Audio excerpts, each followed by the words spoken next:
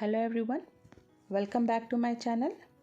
आज मैं BEd semester 2 paper 3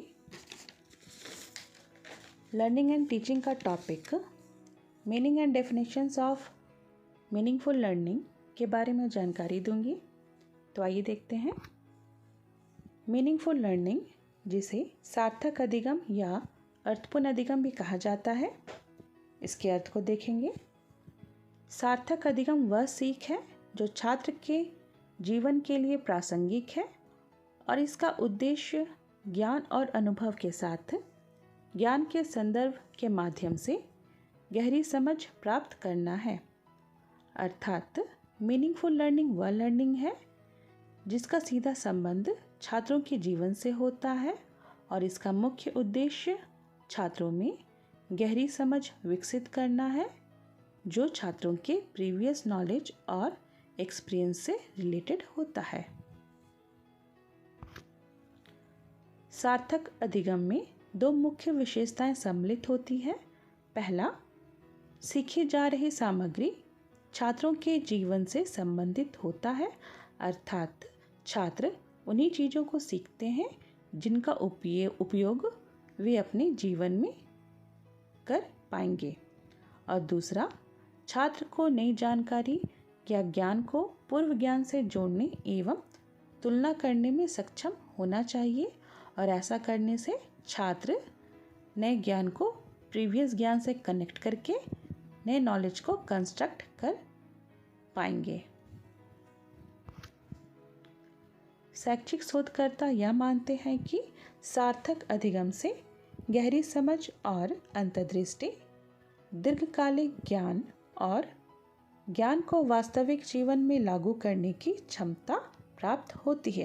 अर्थात छात्र जो थ्योरेटिकल नॉलेज गेन करता है उसे वह अपने भावी जीवन में प्रैक्टिकली अप्लाई कर पाने में सक्षम हो पाता है। सार्थक शिक्षण रणनीतियों के कुछ उदाहरण इस प्रकार है: सक्रिय शिक्षण, परियोजना आधारित शिक्षण, पूछताछ आधारित शिक्षण, प्रयोगात्मक शिक्षण और सहकर्मी सहयोग शिक्षण, जिसे हम इंग्लिश में कहेंगे active learning, project based learning, inquiry learning, experimental learning और पीयर कोलैबोरेशन। अब हम देखेंगे सार्थक अधिगम की कुछ परिभाषाएं।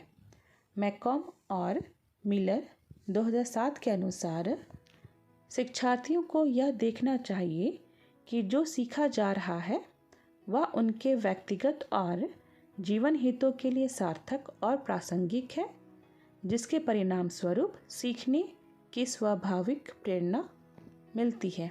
अर्थात अगर छात्र जो सीख रहा है वे उसके भावी जीवन के लिए अगर यूज़फुल है तो छात्र उसे पूरे मन से सीखता है तथा सीखे हुए ज्ञान को अपने जीवन में उपयोग भी करता है।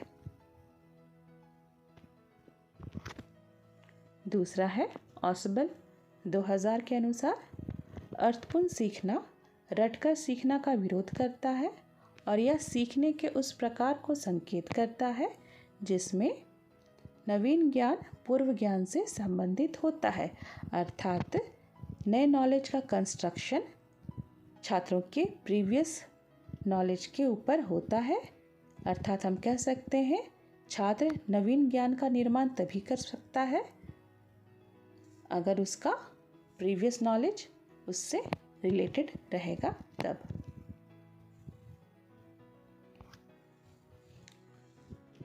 वाल्स 2013 के अनुसार सार्थक सीखना तब होता है जब सीखना पिछले ज्ञान से संबंधित हो सकता है और पहले से मौजूद संज्ञानात्मक ढांचे से संबंधित हो सकता है। दूसरी ओर रटने की शिक्षा संज्ञानात्मक ढांचे से जुड़ी नहीं है और अक्सर अनियंत्रित और अलग थलग रहता है।